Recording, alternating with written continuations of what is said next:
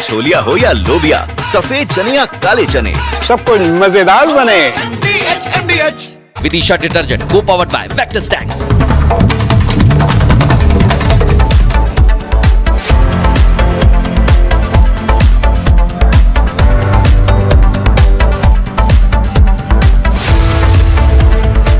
नमस्कार दोस्तों, मैं हूं अर्नब गोस्वामी। आज बृहस्पतिवार है और आप देख रहे हैं मेरे साथ आज एक बार फिर आपका फेवरेट न्यूज प्रोग्राम पूछता है भारत अर्नब के साथ। वैसे मैं शुक्रवार को प्रोग्राम करता हूं, मगर आज इतनी बड़ी खबर आई जिसका इतना बड़ा इंपैक्ट है हमारे जीवन में। 17 साल बाद एक बड़ा फैसला आया। जो मालेगांव केस है, जिस केस में भगवा आतंकवाद की बात की गई थी और जिस केस को यूज करके सोनिया गांधी की party, Sonia Gandhi, Antonio de Maino, P Chidambaram की पार्टी, सुशील कुमार शिंदे की पार्टी, पृथ्वीराज चव्हाण की पार्टी, राहुल बाबा की पार्टी, वाड्रा परिवार की पार्टी। ये वाड्रा परिवार, इन्होंने कहा कि भगवा आतंकवाद का रंग है।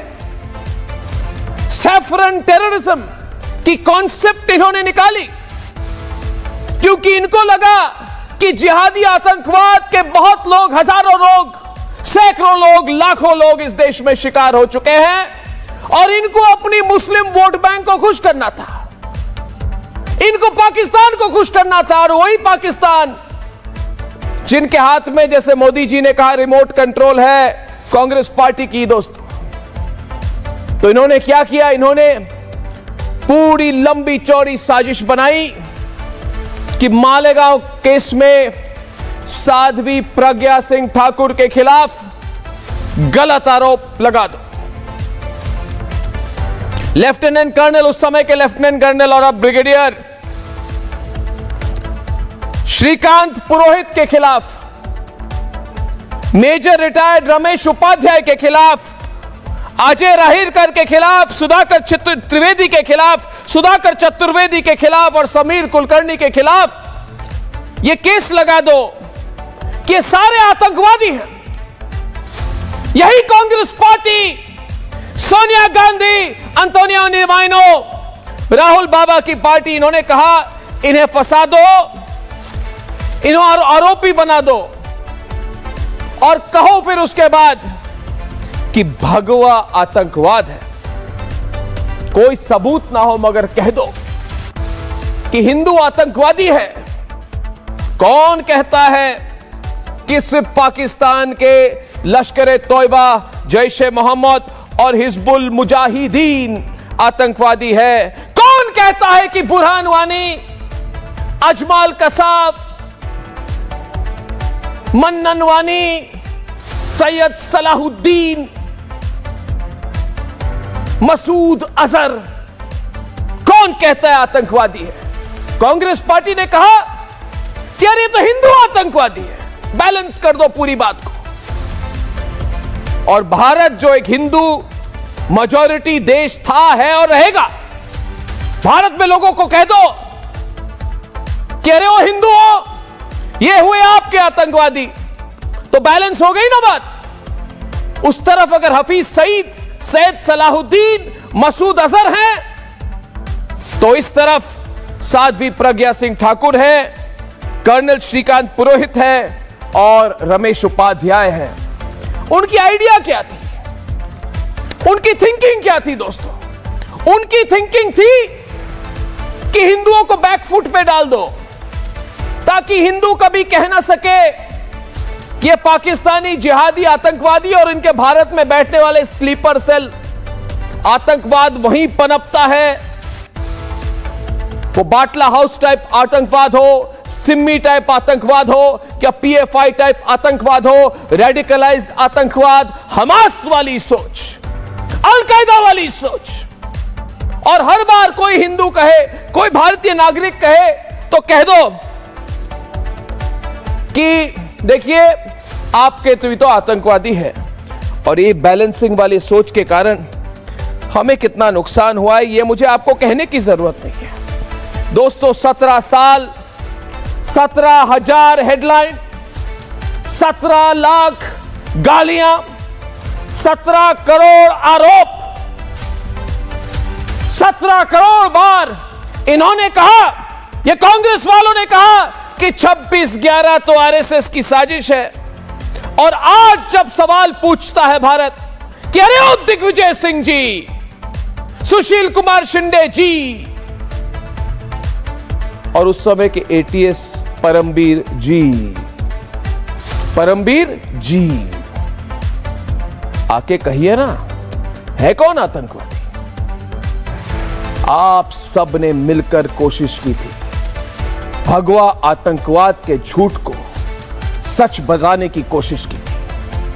और आज पूछता है भारत में, मैं अर्नब गोस्वामी एक ही सवाल पूछ रहा हूं, क्या यह सच है कि नहीं है कि उस समय के एटीएस के कई अफसर, नाम तो इनका आप जानते ही हैं, इन्होंने चश्मदीद गवाह जो नहीं थे उन्होंने कहा कि ये चश्मदीद गवाह हैं, उनको टॉर्चर किया, कितनी यातनाएं हुई और कोशिश करवाई ये बात उगलवाने की कि मालेगांव ब्लास्ट में योगी आदित्यनाथ जी का हाथ भी है। साजिश तो इतनी बड़ी थी उस समय कि इनको लगा कि एक साथ राष्ट्रीय स्वयंसेवक संघ को भी फंसा दो। उभरते हुए राजनीतिक सितारे जो आज उत्तर प्रदेश के माननीय मुख्यमंत्री योगी आदित्यनाथ जी, इनको भी फंसा दो और उसके साथ साथ वोट बैंक अपीसमेंट के लिए साध्वी प्रज्ञा को इतना टॉर्चर करो कि वो व्हील चेयर पे वापस ली गई। तस्वीरें दिखाना चाहता हूं आपको, और आपका अगर खून खौलता नहीं है तो मुझे बताइए, आज की नहीं उस समय की तस्वीरें दिखाइए, फुल फ्रेम दिखाइए, सच्चाई रिपब्लिक भारत में दिखाइए दोस्तों। मैं अपने प्रोड्यूसर को कह रहा हूं उस समय की तस्वीरें दिखाइए जब साध्वी प्रज्ञा सिंह ठाकुर इंटेरोगेशन के बाद उनको बाहर ले जाया गया था। ये तो आपकी तस्वीरें हैं, उस समय की तस्वीरें दिखाइए जब इनको इतना मारा गया, इतना टॉर्चर किया गया कि इनको स्ट्रेचर में वापस लाया गया। ये खड़ी नहीं हो पाई थी उस समय, इतना मारा एक महिला को दोस्तों। देखिए आप, इतनी घृणा है इन लोगों को, इतनी घृणा है इन लोगों को, इन एंटी नेशनल लिबरल इकोसिस्टम की लोगों को इतनी घृणा है इनको भगवा के साथ, इतनी घृणा है इनको हिंदुत्व के साथ और हिंदू के साथ कि इन्होंने एक महिला साध्वी को इतना मारा, इतना टॉर्चर किया। अरे ओ राहुल बाबा, आओ ना आमने सामने, छुपते क्यों हो? राहुल बाबा, पूछता है भारत, क्या आपकी पार्टी ने साध्वी प्रज्ञा सिंह ठाकुर को टॉर्चर किया कि नहीं किया? आज आप हमारे रिपोर्टर को कह रहे थे पार्लियामेंट में, अरे मालेगांव मुद्दा ही नहीं है। मुद्दा नहीं है, मुद्दा नहीं था आपके लिए। जब आपने कहा, कथित तौर से बयान भी है कि आपने जाके अमेरिका के एम्बेसडर को कहा कि सबसे बड़ा खतरा देश और दुनिया को हिंदू आतंकवाद से है। क्या साध्वी प्रज्ञा सिंह ठाकुर जी आतंकवादी है? देखिए दोस्तों, बहुत ज्यादा कर चुके हैं ये लोग। हिंदू आतंकवाद, भगवा आतंकवाद, इतना तक कि इन्होंने कर्नल पुरोहित को किडनैप की, इनको एक चार्टर्ड प्लेन में उठा के एक जगह ले गए, इनको टॉर्चर किया, इनको मारा, 1 दशक तक इनको जेल में रखा, यही प्रूव करने के लिए कि भगवा आतंकवाद, हिंदू आतंकवाद और फौजी आतंकवाद जैसी कोई चीज है। देखिए दोस्तों, इन लोगों को सिर्फ भगवा से नहीं, फौज से भी नफरत है। ये वही लोग हैं जिन्होंने कहा कि हमारे आर्मी चीफ सड़क के गुंडे हैं। ये इनकी भावना है, इनकी दिल की फीलिंग है दोस्तों। ये वेल प्लान्ड कंस्पिरेसी है और इसीलिए आज पूछता है भारत में, मैं कह रहा हूं कि 17 लाख बार गालियां, हिंदू आतंकवाद, हर बार हिंदू आतंकवादी है, हिंदू भगवा आतंकवाद है, आर्मी चीफ सड़क का गुंडा है, हिंदू आतंकवादी, वेल प्लान्ड इनकी कंस्पिरेसी है। इन्होंने मालेगांव करवाया, संघ के बड़े नेता योगी आदित्यनाथ का नाम, यह सब एक्सीडेंटली नहीं हुआ, इनको लगा कि मौका है। और आज पूछता है भारत में सिर्फ 3 सवाल है मेरे। पहला सवाल, जिन्होंने साध्वी प्रज्ञा को टॉर्चर किया, और हम सब जानते हैं, वैसे मेरे प्रोग्राम में उन्होंने एक पुलिस अफसर का नाम लिया, क्या एक्शन होगी उस पुलिस अफसर पर? यह सवाल मैं नहीं, मेरे साथ पूछता है सारा भारत। और दूसरा सवाल मेरा यह है कि जिन्होंने यह साजिश रची, आज वो भाग क्यों रहे हैं? और तीसरा सवाल यह है कि चिदंबरम जी, राहुल जी, आप क्या कहेंगे आज? आप क्यों कह रहे हैं आज ये मुद्दा नहीं है? मेरे लिए मुद्दा है, रिपब्लिक भारत के लिए मुद्दा है, अर्नब गोस्वामी के लिए मुद्दा है, देश के हर सनातनी के लिए मुद्दा है। जवाब दीजिए, हमें फेस कीजिए, हम आपको चैलेंज कर रहे हैं।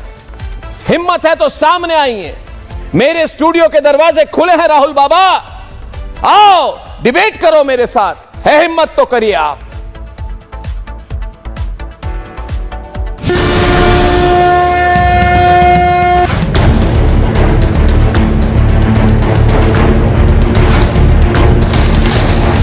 सनातन धर्म की महाराष्ट्र के मालेगांव में 29 सितंबर 2008 को हुए धमाके के सभी 7 आरोपियों को एनआईए की स्पेशल कोर्ट ने बरी कर दिया।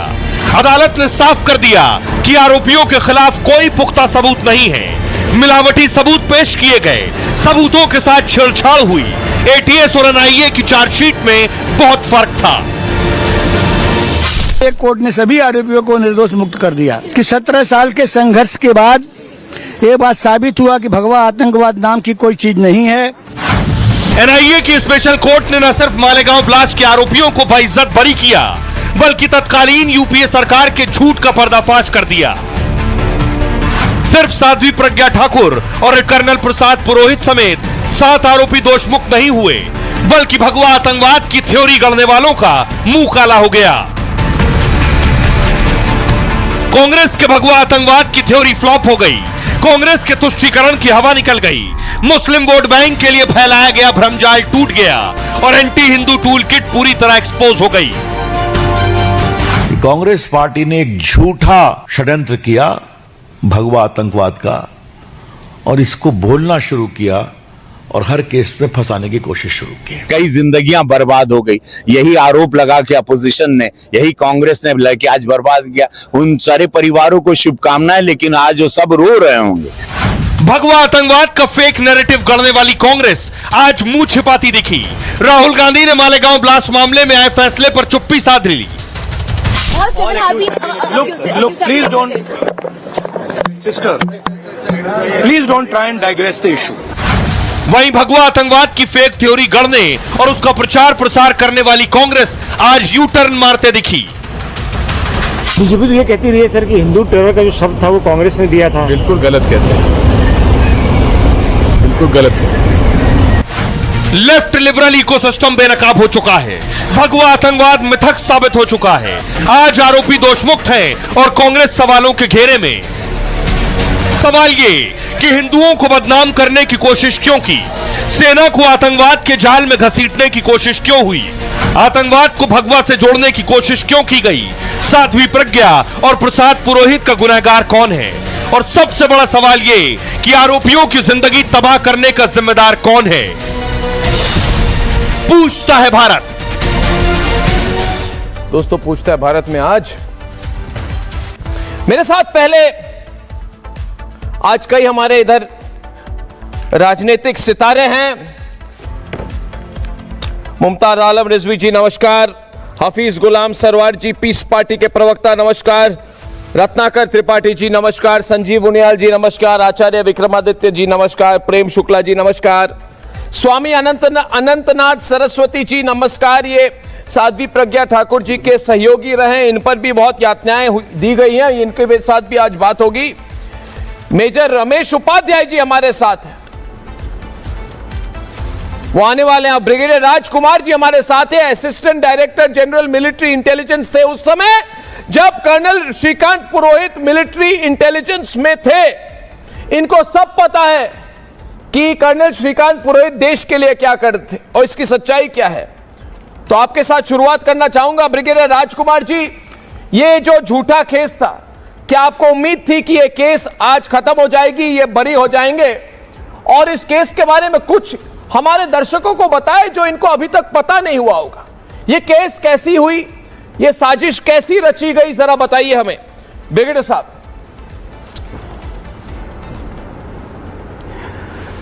ये मैं deputy director general military intelligence था दिल्ली में, आर्मी हेडक्वार्टर्स में। उस टाइम ये केस सामने आया, हमें कहीं से पता चला कि कर्नल पुरोहित कई संगीन मसलों में इन्वॉल्व है, एंटी नेशनल एक्टिविटीज़ में, और उनको उस केस को आप उसको हैंड ओवर कर दीजिए पुलिस को, और इन्वेस्टिगेशन हम करेंगे। तो हमने भी चेक किया सारा कुछ ऊपर से नीचे तक, तो आर्मी ने आदेश दे दिए कि वो इसको कर्नल पुरोहित को पुलिस को हैंड ओवर कर दो। मेरे ही विभाग का था वो, मिलिट्री इंटेलिजेंस का, एक अच्छा अधिकारी था, नासिक में पोस्टेड था महाराष्ट्र में, और वहाँ इस कर्नल पुरोहित ने काफ़ी अच्छा काम भी किया। रादर वहाँ नासिक पुलिस वाले इसको कमिश्नर वगैरह बुलाते थे पुलिस वालों को लेक्चर देने के लिए, इंटेलिजेंस सब्जेक्ट्स के लिए। बड़े नॉलेज वाले अधिकारी थे हमारे। लेकिन इसके ऊपर इन्होंने शुरू में ही मकोका एक बहुत संगीन एक्ट लगा दिया महाराष्ट्र का अदालत का, जो बहुत पुराने क्रिमिनल जो होते हैं, जो हार्डन्ड क्रिमिनल जिसको बोलते हैं, जो दोबारा संगीन जुल्म करते हैं, उनके ऊपर लगाया जाता है। तो हमने ज़रूर इस चीज़ का तकलीफ़ भी हुई कि हमारे अधिकारी के ऊपर इतना हुआ। हमने लिखा भी कि ये बनता नहीं है इनका, ये कौन सा क्रिमिनल है, कोई छोटी मोटी अगर कहीं बात हो भी गई है तो हमें बताइए, we would like to investigate. पर वो केस चलता रहा, सिविल के हाथ था, फिर कोर्ट में चलता रहा कई साल, वो जेल के अंदर चला गया। परिवार बड़ा परेशान हुआ उसका। पुरोहित को मैंने भी कई बार मुलाकात करी, उसकी तकलीफ़ बहुत ज़्यादा थी। क्या इनको फंसाया गया ब्रिगेडियर साहब? सीधा सवाल, क्या इनको फंसाया गया? क्या इनको फंसाया गया? क्या उस समय के लेफ्टिनेंट कर्नल श्रीकांत पुरोहित को फंसाया गया? हाँ, उनको ये बताया गया था कि भाई आपके अगेंस्ट आपने आरडीएक्स इस्तेमाल किया है, आर्मी से आपने आरडीएक्स पिलफरेज करके इनको टेररिस्ट को दिया है। तो ऐसा पाया नहीं गया। हमने यहाँ आरडीएक्स आमतौर पे ज़्यादा इस्तेमाल होता है टेररिस्ट के हाथ से, वो है ज़्यादातर JNK में। तो क्या आपके अपने हाथ बंधे हुए थे ब्रिगेडियर साहब उस समय? चेक करिए क्या आपके हाथ बंधे हुए थे कि सरकार के खिलाफ आप कुछ कह ना पाए? आपने मुहिम क्यों नहीं की उनके लिए? नहीं, उसके लिए किया हमने तो बतौर जो ही पता चलता था कोई चीज़ गलत है, तुरंत हम चिट्ठी लिखते थे, चाहे मिनिस्ट्री को लिखते थे, चाहे महाराष्ट्र पुलिस को। मगर वो तो अलग बात है ना, मगर ये तो पूरी केस देखिए, ये चिट्ठी लिखने वाली बात अलग है, मगर आज जो बातें निकली है कि यहाँ पे जो पूरा केस ही फ्रॉड था, पूरा केस ही झूठा था। एनीवे, आप तो सेना में थे उस वक्त, तो आपके शायद आपके अपने लिमिटेशंस होंगे। अच्छा, अभी रत्नाकर त्रिपाठी जी हमारे साथ है, आज प्रेम शुक्ला जी भी हमारे साथ है, डिबेट शुरू करते हैं। क्यों रत्नाकर त्रिपाठी जी, प्रेम शुक्ला जी आज कहेंगे भगवा आतंकवाद है? मैं चैलेंज करता हूं आज प्रेम शुक्ला जी ये कहे। रत्नाकर त्रिपाठी जो हर बार भगवा आतंकवाद की बात करते हैं, जिनके हर नेता हर दिन सुबह शाम भगवा आतंकवाद की बात करते हैं, आज है हिम्मत तो कहे कि भगवा आतंकवाद है। क्यों प्रेम शुक्ला जी? नहीं, रत्नाकर त्रिपाठी जी, आप जो सुबह शाम आपकी पार्टी भगवा आतंकवाद की बात करती है, इनको तो कान पकड़ के माफी मांगनी चाहिए। कान पकड़ के माफी मांगनी चाहिए। हिंदू धर्म को कलंकित करने का जो कुछ कुकर्म किया जी, कान पकड़ के माफी मांगनी चाहिए। मांगनी तो चाहिए, मगर मांगेंगे नहीं। राजनेता है, पॉलिटिशियन है, पानी पिएंगे 10 बार, मगर मांगनी चाहिए। शुक्ला जी, इस चीज के लिए तो मुंबई बम ब्लास्ट के 12 जो लोग छोड़े गए हैं हाई कोर्ट द्वारा, उनके लिए आपको भी, उसके लिए भी आप ही को माफी मांगनी चाहिए। वो भी आप ही कार्यकाल का कुकर्म है। आप वो भी आप ही कार्यकाल का कुकर्म है। गालियां दी। कौन था उसमें सरकार में? 20 साल कौन था से- सरकार में? कौन था सरकार में 2006 में? कौन था 2006 में सरकार में? केंद्र में, राज्य में कौन था सरकार में? आपने उल्टा जो 182 नागरिकों के हत्यारों को बचा लिया। इसके लिए तो श्रीमती सोनिया गांधी को कान पकड़ के माफी मांगनी चाहिए, राहुल गांधी को माफी मांगनी चाहिए, डॉक्टर मनमोहन सिंह को माफी मांगनी चाहिए, विलासराव देशमुख तो स्वर्गीय हो गए, उनकी आदि औलादों को माफी मांगनी चाहिए। अरे भाई, इन्वेस्टिगेशन किसने किया? नहीं, 2006 में इन्वेस्टिगेशन किसने किया? नहीं, प्रोसिक्यूशन किसने शुरुआत की? एक मिनट, चार्जशीट किसने फाइल की? बताइए ना। इसमें सीधी तौर से बात ये निकलती है रत्नाकर त्रिपाठी जी, देखिए आपकी पार्टी का एक ही पॉलिसी है, हमें मुस्लिम वोट चाहिए, हम मुस्लिम अपीजमेंट करेंगे, हमको मुस्लिम वोट बैंक के सहारे एक ना एक दिन अगले सदी में पावर में वापस आना है, तो हमें सिर्फ मुसलमानों को खुश रखना है। इसीलिए आपने 2006 के मुंबई ब्लास्ट के केस के बारे में कहा, जब अक्यूज्ड मुस्लिम होता है तो आपकी प्रोसिक्यूशन फेल कर जाती है। आप समझिए मेरी बात, वहां पे मुस्लिम थे, सारे अक्यूज्ड मुस्लिम थे, आपको मुस्लिम अक्यूज्ड को बचाना था, आपकी प्रोसिक्यूशन फेल कर गई और सुप्रीम कोर्ट ने भी कहा कि इस पर स्टे लगाइए, सारी केस जो है ये प्रोसिक्यूशन ने काम ही नहीं किया। और ये सोची समझी साजिश है आपकी कि अगर मुस्लिम अक्यूज्ड है हम पुलिस वाले काम नहीं करेंगे, अगर मुस्लिम अक्यूज्ड है तो पुलिस वाले काम नहीं करेंगे और कहेंगे केस फेल हो गई, है ना नुनियाल साहब? और अगर अक्यूज्ड को हिंदू बना सके तो एक्स्ट्रा हार्ड काम करेंगे, हम किसी तरह से हिंदुओं को फंसाएंगे और हिंदुओं को फंसाएंगे और मुस्लिम अक्यूज्ड को छोड़ देंगे। क्या गलत कह रहा हूं मैं? नुनियाल साहब डायरेक्टली बोलिए, डायरेक्टली आप आज रत्नाकर त्रिपाठी जी को बोलिए। इस्लाम आतंकवाद का नाम लिया गया था नहीं, पर यहां पर भगवा आतंकवाद का एक पोस्टर माथे पर लगा दिया गया था, छापा गया था। उस इस्लाम आतंकवाद तो किसी ने भी नहीं कहा आज तक, पर आपके शीर्ष नेता भगवा आतंकवाद ये पोस्टर हमारी साध्वी के माथे पर लगा दिया। ये पोस्टर हमारे देश के भक्तों के नाम पे, डीजीएमओ जो आपके इंटेलिजेंस की बात कर रहे थे, जिसने देश के लिए अपनी जान लगा दी, जिस व्यक्ति के लिए उसके ऑफिसर के मन में क्या भाव था, उसके अगेंस्ट उसने भगवा आतंकवाद लगा के 17 साल उसको तड़पा के मार दिया और अब नमक छिड़क रहे हैं उस पर। आज मौका है, ये कहते हैं माफी मांग ले। ये कहते हैं मैं बनारस का हूं, मैं भी हिंदू हूं, मगर ये कैसे हिंदू है मैं बताता हूं।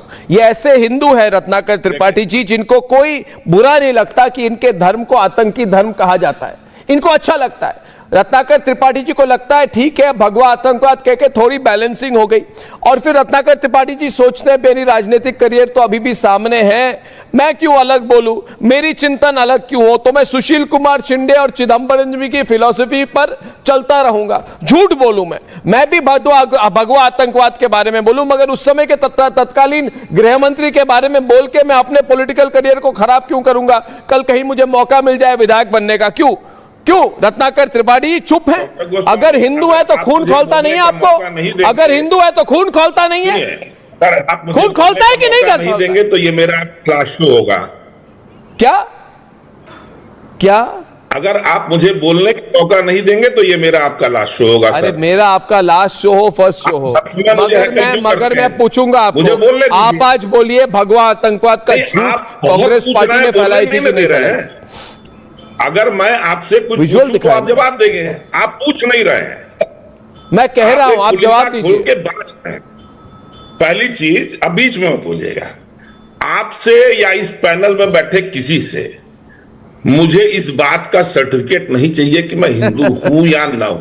सर्टिफिकेट क्या, सच्चाई बता देता हूं, आपको चुभती है। फिर आप बोले बीच में, आप फिर बोले बीच में। नहीं, मैं कुछ नहीं बोल रहा, मैं कमेंट कर रहा हूं, आपको चुभ रही है। नहीं, आप टिप्पणी जो करना है आपको चुभ रही है।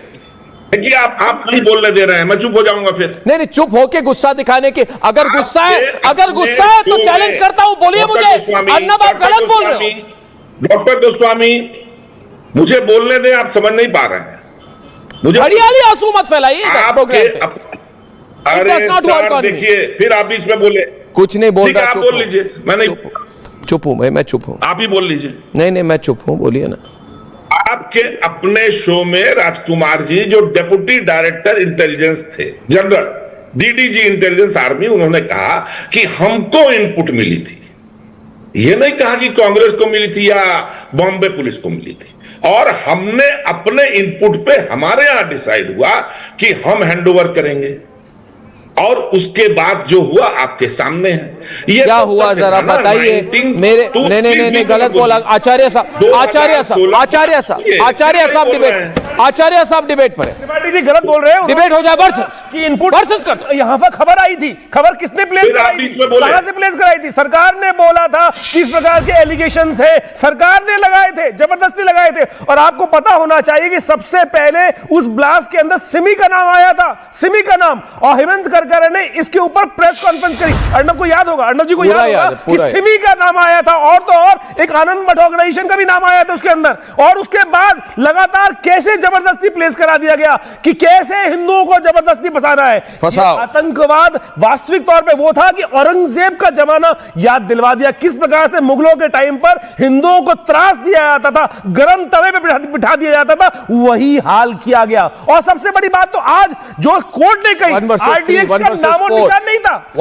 एक बार आज सबसे पहली बात अर्णव जी ये बात समझने की है कि वहां आरडीएक्स जो मोटरसाइकिल के अंदर कहानी बनाई गई थी कि उसका कोई प्रूफ नहीं है आरडीएक्स, और कह दिया गया कि मिलिट्री से आरडीएक्स लाकर जबरदस्ती कर्नल पुरोहित ने दिया। अरे कहां था प्रूफ? कोई गवाह था? 2012 में वहां पर चार्जशीट जमा करा दी, कांग्रेस के टाइम पे जमा करा दी गई थी चार्जशीट, उसके बाद भी एक प्रूफ नहीं था। लगातार जबरदस्ती अपना एक तुष्टीकरण, पूरे विश्व में इस्लामिक आतंक का भयावह वातावरण है, 9/11 से लेकर 26/11 से लेकर विश्व के हर कोने पर, लेकिन किसी ने हिम्मत नहीं करी आतंकवाद को। आचार्य जी, इनकी पॉलिसी है अमन की आशा। इनको चाहिए भारत और पाकिस्तान के बीच में रत्नाकर त्रिपाठी जी कवाली सुनकर वहां पे ताली बजाएंगे। अमन की आशा नहीं, वोट की आशा है। अमन की आशा, वोट की आशा, मुस्लिम वोट बैंक की आशा। आज याद दिला रहा हूं तो इधर उधर देख रहे, 4 बार पानी पी चुके हैं, है ना? पीजिए, मुझे कोई प्रॉब्लम। उधर नहीं देख रहे हैं।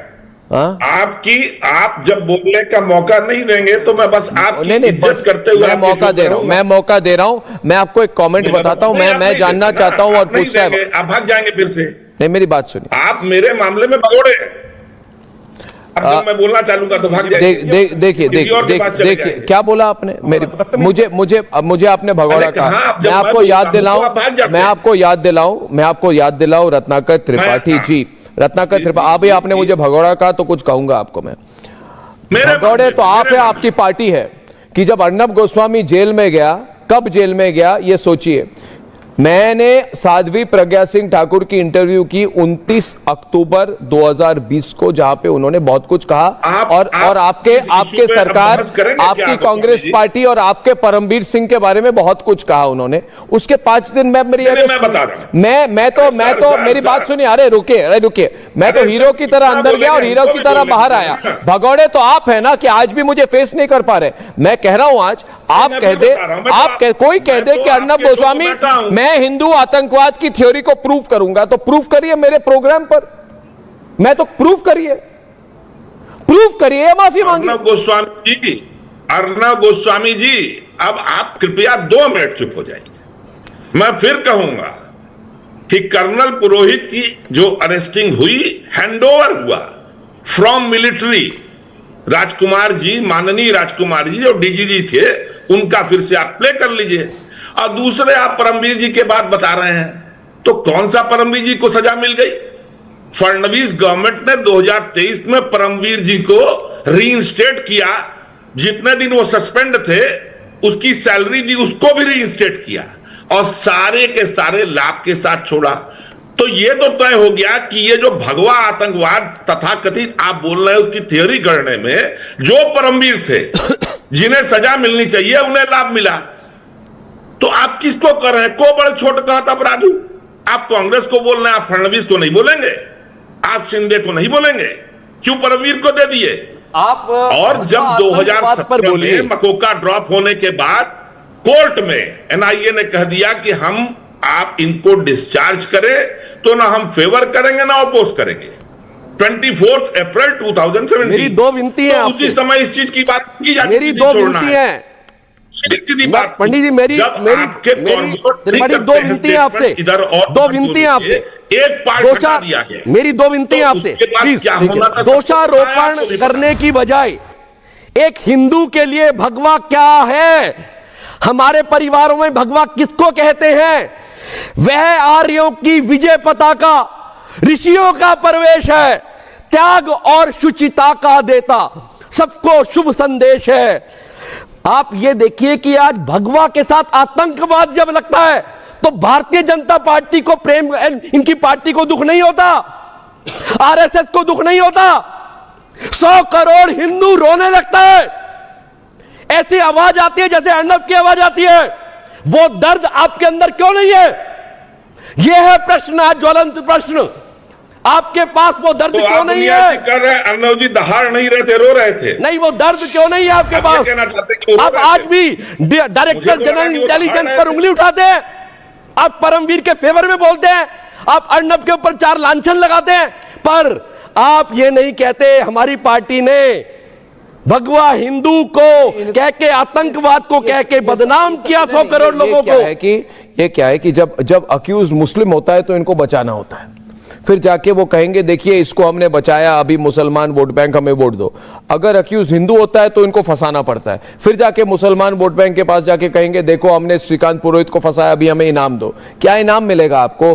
आप तो बेशरम हो चुके हैं, आप भगोड़े थे, भगोड़े हैं और भगोड़े रहेंगे। आपको मैं 2 सवाल ज्यादा टफ पूछ दूं तो कहोगे अरे अर्णव अगली बार से नहीं आऊंगा। रोने तो आप लगते हैं, रोने तो आप लगते हैं, रोने तो आप लगते हैं, तथ्य विहीन बात करते हैं आप। मेरी बात सुनिए, तथ्य विहीन बात करते हैं आप। रुकिए एक मिनट, अभी मैं जरा अटेंशन, गुलाम सरवार जी और मुमताज आलम रिजवी जी, मैं तो मर्यादा का सम्मान करते हुए एक लक्ष्मण रेखा कभी अपने डिबेट में पार नहीं करता, मगर मैं इतना आपको कहना चाहता हूं, छोड़िए मेरी बात, मैं बहुत बुरा आदमी हूं, मैं हिंदुत्व आदमी हूं, मैं कम्युनल हूं, मैं संघी हूं, मैं सबसे बुरा आदमी हूं दुनिया में, मगर आपने पालघर पे आप चुप क्यों रहे? आपकी नेता सोनिया गांधी, अंतोनिया दी माइनो ने सवाल क्यों नहीं पूछा? और उस समय जिसने सवाल पूछा उसको क्यों कहा इसकी अरेस्ट कराओ? क्या फायदा हुआ? क्या मैं बदल गया? क्या मैंने अपनी लाइन बदली? नहीं बदली। अब मैं पूछना चाहता हूं इनको, देखिए सरवार साहब, आप भूल जाइए आप मुस्लिम हैं, और रिजवी साहब आप भूल जाइए आप मुसलमान हैं, आप भूल जाइए आप मुसलमान हैं, आप एक भारतीय हैं, आप एक भारतीय हैं। आपको मैं पूछ रहा हूं, मैं आपको बुरा नहीं लगता आरोपियों के खिलाफ कोई ठोस सबूत नहीं मिले? वापस दीजिए उनकी 10-15 साल की जिंदगी। लेफ्टिनेंट कर्नल श्रीकांत पुरोहित के आरडीएक्स लेने का एक भी सबूत नहीं मिला, कश्मीर से आरडीएक्स लेकर आने का कोई सबूत नहीं मिला, विस्फोटक जमा करने का कोई सबूत नहीं मिला, पंचनामा सही तरीके से नहीं किया गया, फोरेंसिक सबूतों में मिलावट थी, है ना, मिलावटी सबूत फोरेंसिक्स जांच के लिए भेजे गए, साध्वी की बाइक होने का कोई सबूत नहीं है, गोली के शेल मिलने का कोई सबूत नहीं है, लेफ्टिनेंट कर्नल श्रीकांत पुरोहित के खिलाफ कोई सबूत नहीं है, फिर मकोका लगेगी, है ना, और मकोका लगा। बम किसने प्लांट किया इसका कोई सबूत नहीं है, कोई साबित नहीं कर पाया। सरकारी पक्ष कोई ठोस सबूत नहीं पेश कर पाया। चश्मदीद गवाह हॉस्टाइल हो गए। इस मामले में यूएपीए नहीं लागू होता और आतंकवाद का कोई धर्म नहीं होता, तो सवाल ये बताइए मुझे, रिजवी साहब मेरी बात खत्म करने दे, मेरी बात खत्म करने दे। बड़े लड्डू आ रहे थे ना आपके मन में कि हिंदू आतंकवाद, हिंदुओं को आतंकवादी कहेंगे, बड़ा मजा आ रहा था। आज बताइए मुझे कि उस समय की तत्कालीन सरकार ने हिंदुओं के खिलाफ साजिश की कि नहीं की? ये सवाल मुमताज आलम जी मैं नहीं, मेरे साथ पूछता है सारा भारत। जवाब दीजिए, और इधर से जवाब मैं भी पूछ रहा हूं। जवाब दीजिए। आप उल्टा सवाल, उल्टा सवाल नहीं चलेगा आज जवाब। मुझे बुरा लगा जब 21 जुलाई को 12 लोग छोड़े गए, ठीक है, और उन्हें भी कोई सबूत नहीं मिला। आप 17 साल की बात करो, ये देखो किसी को छोड़ा नहीं ना, यही काम। अब रुक जाइए ना, जहां भी बोलने दीजिए, इधर देखिए, अरे भाई उनको भी कोई सबूत नहीं मिला था, यही है ना जारी हाई कोर्ट के अंदर। मुझे बताइए कि आपको आज तक एक भी भगवा आतंकवादी दिखाई दिया? कोई भगवा आतंकवादी, कोई हिंदू आतंकवादी दिखाई दिया? कोई लेके दिखाई दिया? आपको इसमें बुरा लगा? दिखाई दिया 17 साल की जिंदगी तो 19 साल की जिंदगी वहां भी बर्बाद। बताइए आज आप भी 19 साल की बात होनी चाहिए। कर्नल साहब जी बोलने दीजिए, इंपॉर्टेंट बात है, ये गलत है। किसी वर्ड के किसी मैं गुस्सा है, ये गुस्सा है, मैं भी गुस्सा हूँ, ये गुस्सा है। इधर देखिए, इधर देखो, चैलेंज करें दोनों को आज। आपको 7 लोग नजर आते, मेरे 70 नहीं 700 दिखाई दिया, नहीं दिखाई दिया, 700 लोग जबरदस्ती कौन मेरे 700 लोग हैं? कौन आपके साथ है? कौन आपके साथ है? इस्लामिक हिंदू आतंकवादी होता है, भगवा आतंकवादी होता है, पंडित आतंकवादी होता है, साधु आतंकवादी होता है, साधु आतंकवादी होता है। पूरा वर्ल्ड कह रहा था भाई कि हिंदू आतंकवादी नहीं हो सकता, लेकिन यहाँ पर केवल इस देश के अंदर राजनीतिक पुष्टिकरण करने के लिए केवल मुसलमानों को वोट में श्रीकांत पुरोहित भारतीय नहीं है? नहीं, क्या श्रीकांत पुरोहित भारतीय नहीं है? हिंदू बम बांध के उड़ाता है। श्रीकांत पुरोहित भारतीय नहीं है? तमाचा मारा है उन 5 लोगों को भाई, तमाचा मारा है, तमाचा। आज सत्य दिखा दिया कोर्ट ने कि नहीं है तू। मुझे बताइए, अरे मुझे पहले बताइए। आदमी है ना, सुनो एक बात सुनो, एक बात सुनो, मेरी बात सुनो। मैं एक बहुत बड़ी बात, एक बहुत बड़ी बात, नहीं आप आधा सेकंड मुझे बात दीजिए। कोई साजिश रचोगे, कोई चोरी करोगे, डकैती करोगे, अपनी गाड़ी छोड़ के आओगे वहां पे, अपनी गाड़ी लेके जाओगे, अपनी गाड़ी लेके जाओगे, मुझे वो बताइए। इतना बड़ा मजाक इस देश का हुआ, आपसे किया गया था, आपसे मोटरसाइकिल लेके जाएगा, अपनी मोटरसाइकिल। मैं आपको सवाल पूछ रहा हूँ, मैं सवाल पूछ रहा हूँ, मैं बड़ा सवाल पूछ रहा हूँ। एक मिनट, एक बड़ी बात, खड़े रहिए, एक बात कहना चाहता हूं आपको, एक बहुत बड़ी बात कहना चाहता हूं। देखिए, जो इनिशियल इन्वेस्टिगेशन हुई थी समझौता के केस में, उसमें उनियाल साहब ये बात निकली थी कि पाकिस्तान की इन्वॉल्वमेंट है और पाकिस्तान, लश्कर तोयबा और सिमी की इन्वॉल्वमेंट है। और सिमी के नेता जो थे, इन्होंने नार्को एनालिसिस में सब कुछ इन्होंने कह दिया था, उगल गई थी बात उनसे, है ना। अभी उनको लगा कि हम क्या करें, पाकिस्तान फंस जाएगा। तो इन्होंने उस समय सोचा पाकिस्तान को बचाओ, लश्कर को बचाओ, सिमी को बचाओ और श्रीकांत पुरोहित को सरकार को माफी मांगनी चाहिए। अर्नब जी, भाजपा को, मोदी सरकार को माफी मांगनी चाहिए। 11 साल कैसे लग गए? अरे भाई कोर्ट का 11 साल जो बना रखा है। अरे मुझे समझाइए, मुझे एक बात, सरवार साहब आइए इधर, आप छुपे हुए क्यों हैं वहां पे? छुपिए मत, खुली बात करूंगा अर्नब गोस्वामी। आज मेरी बात सुनिए। अरे भाई, आज सुनिए, आज सुनने का दिन है, आज सुनने का दिन है। आप सुनने, आपके दिल में कभी कुछ लगता है जब वहां पे पालघर में हमारे साधुओं को, हमारे साधुओं को जब मारा गया, अफसोस हुआ था? हम कहा था, अरे करवाए थे, पेंट खोल के मार रहे हो। अरे पूरे विश्व में मतलब इतना जघन्य पाप हुआ कि पेंट खोलकर आदमी को चेक करके कि हिंदू है, मुसलमान है, मुसलमानी हुई कि नहीं हुई, और उसके बाद मारा गया। और उसके बाद मुझे बताइए, क्या आपने फतवा दिया? जितनी आतंकवादी घटनाओं में मुसलमान पकड़े गए, क्या उनको धर्म से बाहर निकाला? किसी मौलाना ने आज तक ये नहीं किया कि किसी मौलाना ने किसी मुसलमान को धर्म से बाहर निकाला हो। और तो और ओसामा बिन लादेन तक को इन्होंने आपके समझ के बाहर नहीं निकाला, छुपाए बैठे रहे। भाई को भाई बन के आतंकवादी तक को भाई बनने वाले लोग। आज मैं सरवार जी मेरी बात, एक मिनट देखिए, मालेगांव ब्लास्ट केस में एनआईए की स्पेशल कोर्ट ने फैसला किया कि कांग्रेस के मुंह पे तमाचा मारा जाए, और तमाचा ही लगा इनके मुंह पे। जिन लोगों ने हिंदू आतंकवाद का फेक नैरेटिव गढ़ने की कोशिश की थी, आज उनके मुंह पे कालिख पुत गई है। मेरी बात सुनिए, सिर्फ 7 आरोपी बरी नहीं हुए सरवार साहब। सनातन को बदनाम करने की कांग्रेस पार्टी की साजिश रचने वाले, उनकी असली चेहरा उनका बेनकाब हो चुका है। और हिंदू हिट को चोट पहुंचाने वाली जो सारी ये लेफ्ट लिबरल इकोसिस्टम है, इनका पोल खुल गया है। आज कुछ तो कहिए। आज आप कोने में चुपचाप बैठे हुए हैं कि कोई सवाल मेरी तरफ ना आए। माफी आप भी माफी। सरवार साहब कुछ कहे सरवार साहब, कहिए कुछ। जब कहने का मौका आप देंगे तो जरूर कहेंगे। अब आपने कहा है तो अब मैं बिल्कुल ना करिए। देखिए अर्नब जी, हिंदुत्व को बदनाम करने के लिए, अर्नब जी, हिंदुत्व को हमने नहीं बदनाम किया, जिस पार्टी को आप निशाने पर अभी ले रहे हैं, आप आज ले रहे हैं या 10 साल पहले, लेकिन मैं जन्मजात जब से होश में हूं, मैं तो इस पार्टी को निशाने पर ले ही रहा था। अभी देखिए, एक फैसले में कोर्ट ने एक छोटी सी टिप्पणी की थी और उसको मैं, terrorism has no religion but conviction can not be based on moral ground. एक मिनट, विश्व में 17 साल से हिंदू आतंकवादी है, हिंदू आतंकवाद, सनातन आतंकवाद, ये रिपीट करते करते करते करते आज मेरे सामने सरवार साहब आज कह रहे, आज बैकफुट पे आज कह रहे हमने कब कहा हिंदू आतंकवाद? अरे 17 साल से तो यही रिपीट कर रहे थे ना, मजा आ रहा था ना आपको। आज हमें मजा आ रहा है कि हम सवाल पूछ रहे हैं। नहीं, अच्छा नहीं कहेंगे अभी, नहीं कहा आपने। अरे कोर्ट ने नहीं कहा। जब आप बोलिए सरवार साहब, बोलिए। कांग्रेस और भाजपा को आप लोग जब दो खेमे में बांटते हैं तो मैं हंसता हूं।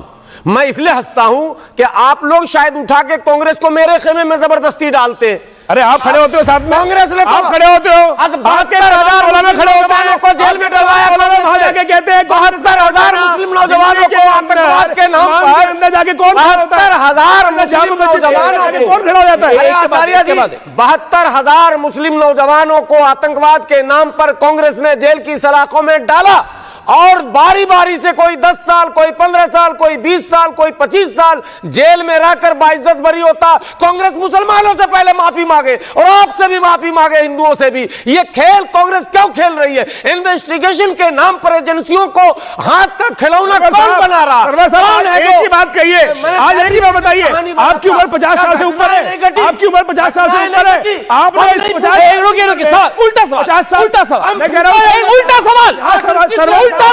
रहा हूं, सरवर साहब की उम्र 50 साल से ऊपर होगी, 60 के आसपास की होगी, रिजवी साहब की भी उतनी होगी। क्या इन्होंने आज तक किसी हिंदू को बंदूक लेके घूमते हुए किसी को मारते देखा? हिंदू कोई भगवा आतंकवाद देखा आपने? नहीं, वो तो देखा।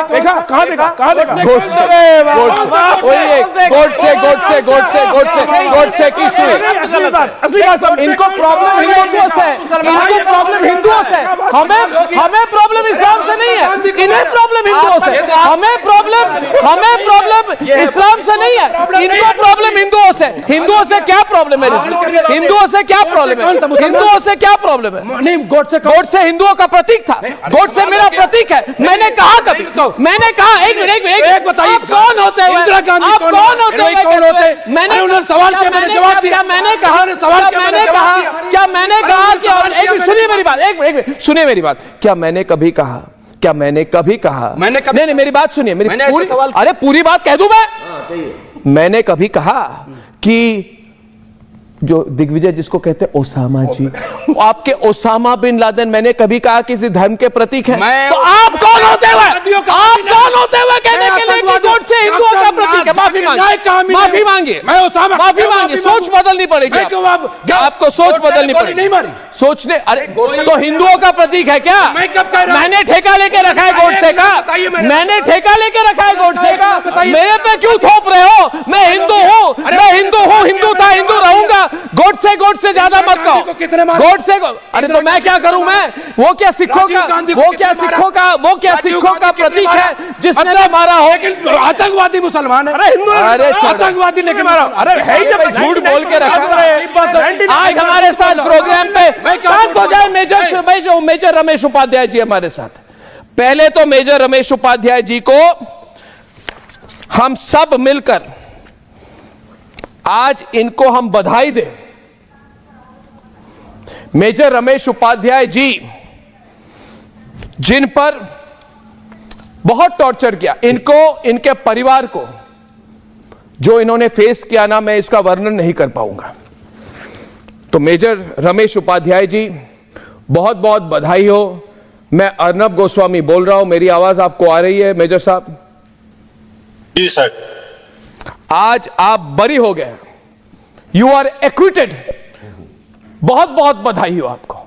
जब खबर आपको मिली, आपकी पहली रिएक्शन क्या थी? आज संतोष हुआ कि ये जो लड़ाई हम लड़ रहे थे, पहले दिन से हमें मालूम था कि हम निर्दोष हैं और हमको अपनी निर्दोषता प्रमाणित करनी पड़ रही थी। तो ये जो लड़ाई 17 सालों में हमने लड़ी, विभिन्न फोरम पे, कोर्ट में, और हर जो सबूत हमारे खिलाफ पेश किया गया था उसे हमने ध्वस्त किया।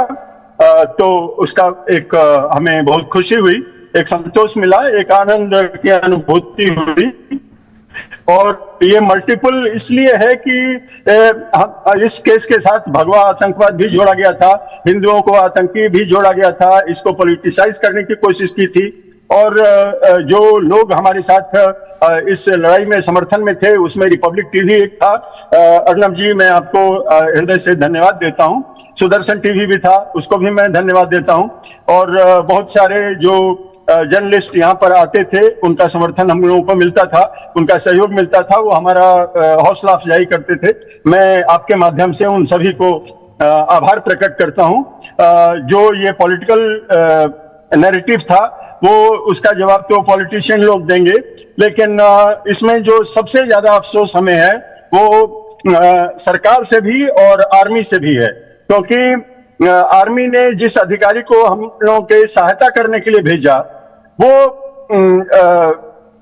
पुलिस के साथ मिला हुआ था। और हमने इस मुद्दे को जनरल दीपक कपूर जी के पास भी उठाया था। उसके बाद हमारे पास ब्रिगेडियर राजकुमार जी है, इनका क्या रोल था?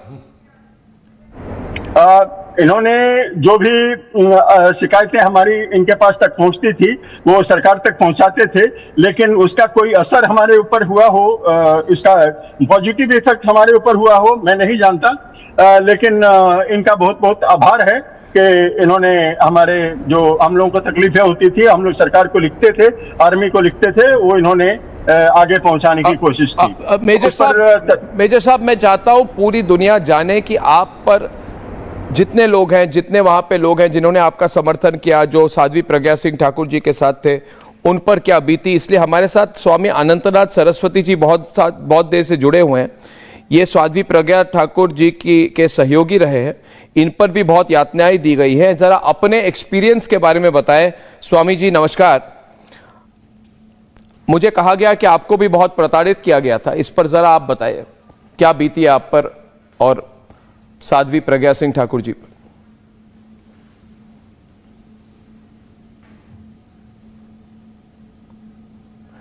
इनका फ्रीज हो गया है वीडियो। आप कुछ कहना पूछना चाहते हैं? मेजर साहब, आपको संजीव उनियाल जी कुछ पूछना चाहते हैं।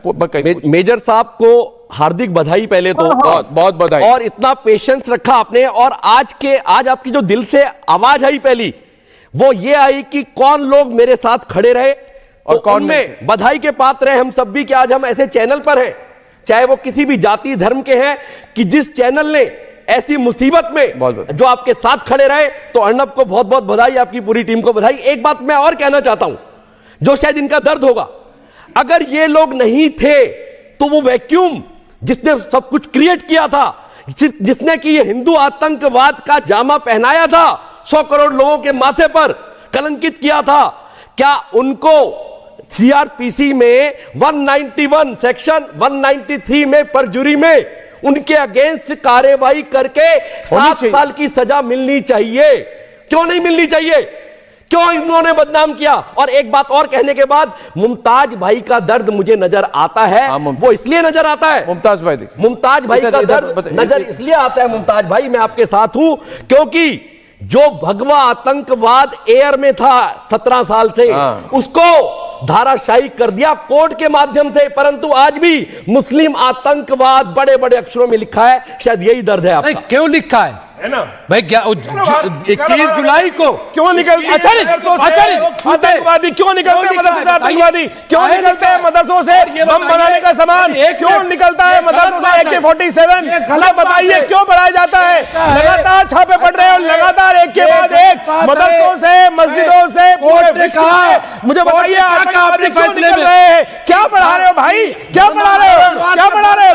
क्यों बढ़ा रहे हो ऐसी बातें? क्यों बढ़ा रहे हो? क्यों बढ़ा रहे हो? वापस से हमारे साथ स्वामी जी, स्वामी अनंतनाथ सरस्वती जी वापस हमारे साथ जुड़ गए। स्वामी जी, आपके साथ क्या बीती, जरा बताइए हमको।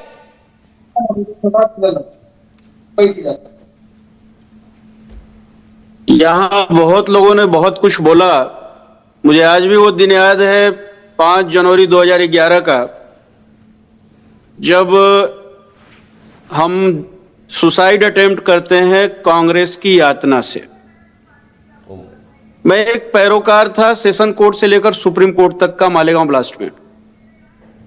ऐसा कौन सा दबाव था जो एनआईए हमसे वो हस्ताक्षर कराना चाहती थी जिसके लिए मैं कहीं जिम्मेदार ही नहीं था, और अगर हस्ताक्षर नहीं करता तो न जाने कितने परिवार इसमें बर्बाद हो गए, हमारे लोग भी बर्बाद होते। 5 जनवरी को मैं एम्स में भर्ती होता हूं, और जब मेरा जांच का दायरे में आने के बाद केस का रिपोर्ट आता है तो रिपोर्ट आता है कि मैंने सुसाइड अटेम्प्ट ही नहीं किया था, जहर खाया ही नहीं था। जब कांग्रेस क्या इस बात का जवाब देगी कि हमें एम्स में किस लिए रखा गया 4 दिनों तक? क्या कांग्रेस इस बात का जवाब देगी कि अनकॉन्शियस सिचुएशन में क्यों भर्ती कराया गया एम्स में? और कांग्रेस के त्रिपाठी जी यहां बैठे हैं, मैं उस समय का पल पल का गवाह हूं जब आप अत्याचार कर रहे थे और हर सहिष्णु हिंदू मौन होकर वो सह रहा था कि ईश्वर इंसाफ करेगा। जब इस डिबेट के लिए मुझे बुलाया गया, एक सन्यासी हूं, आंखें नम हो गई थी। इसलिए नहीं कि हम कमजोर हैं, इसलिए कि समय लगा, लेकिन न्याय सबके सामने आया। आज महेश जेठमलानी जी से जब हमारी बात, लाइन वापस आ जाए, मैं प्रार्थना करता हूं लाइन वापस आ जाए। मैं चाहता हूं जी, वापस आ गई जी, बोलिए बोलिए बोलिए। लाइन थोड़ी 1 सेकंड के लिए कट गई थी। स्वामी जी प्लीज बोलिए। 5000 पन्नों के चार्जशीट के समय हमने कहा था कि इस पूरे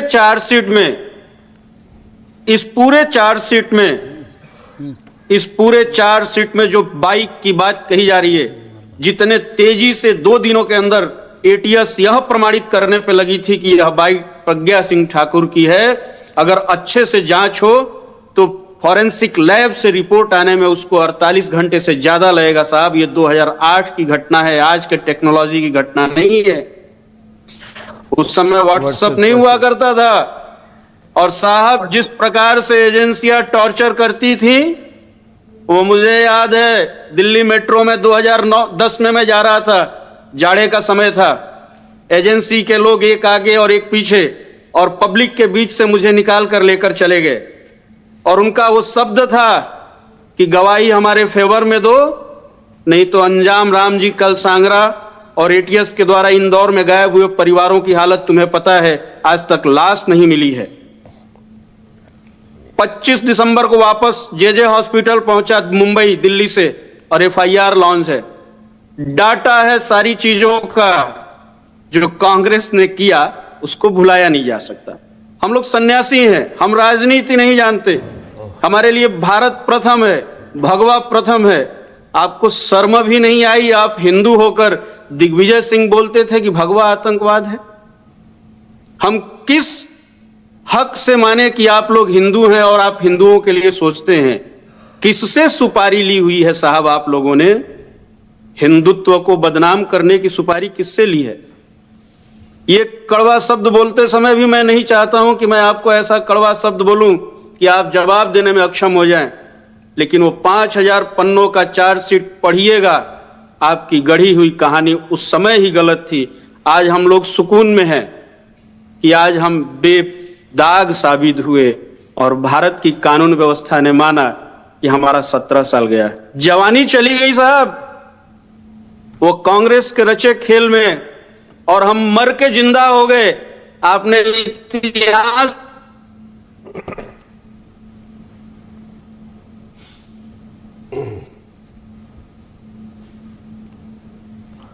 कहा है त्रिपाठी जी, इनकी लाइन तो इनकी खराब हो गई है, मगर आपका चेहरा देख के इनको रखिए, फ्रीज फ्रेम ही रखिए।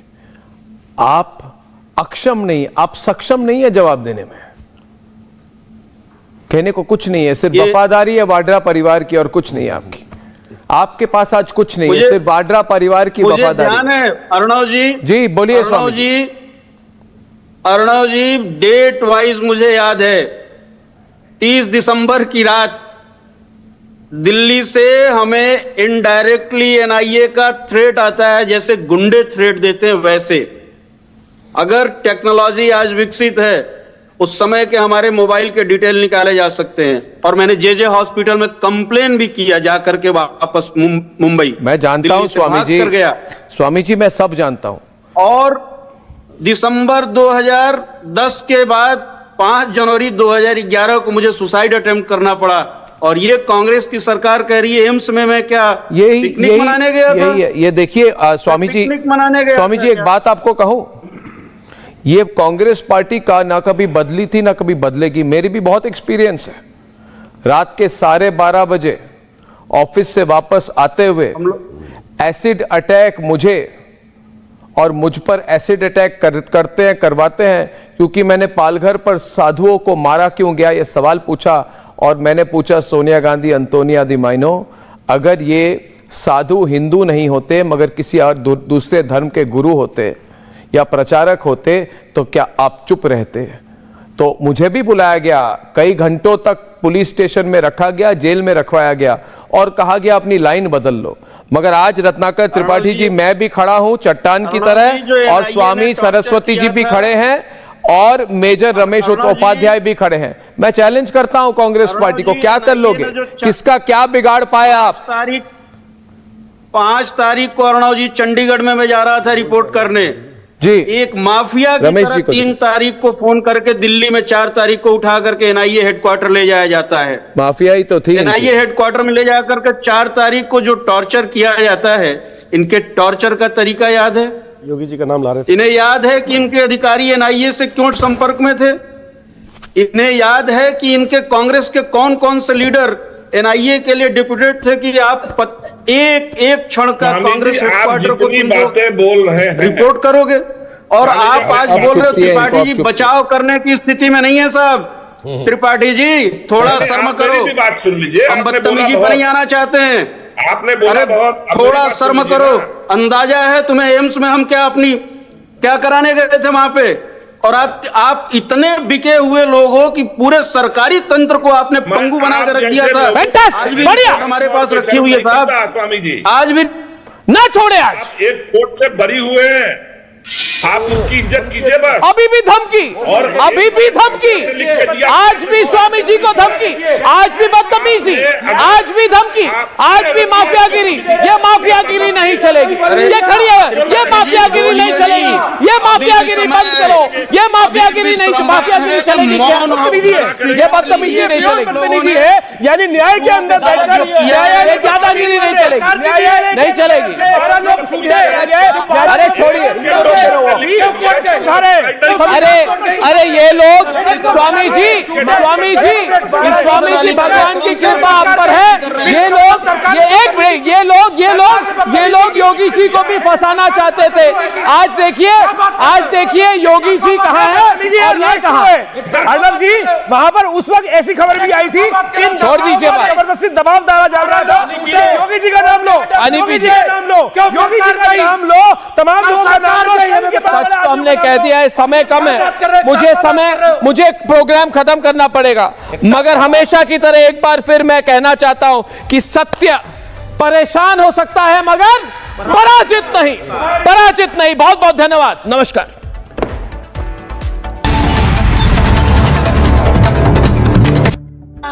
MDH की हल्दी मिर्ची धनिया करे कमाल, ये रंग दे, ये खुशबू दे, ये तीखा, ये कम पड़े, क्या निराला MDH मसाला।